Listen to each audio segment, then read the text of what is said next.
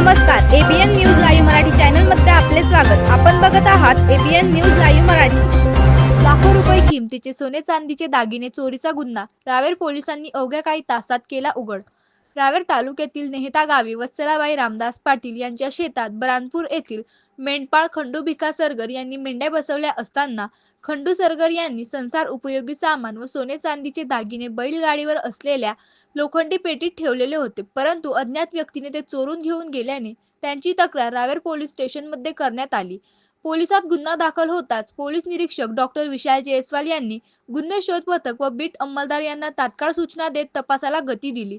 घटनास्थळ हे शेत शिवारात असल्याने तांत्रिक अडचणी निर्माण झाल्या होत्या, परंतु डॉक्टर विशाल जयस्वाल यांनी आपल्या तपास कौशल्याचा वापर करून घटनास्थळी असलेले प्रत्यक्ष साक्षीदार यांच्याकडे विचारणा केली असता एक महिला संशयितरित्या घटनास्थळी फिरत असल्याची माहिती मिळाली।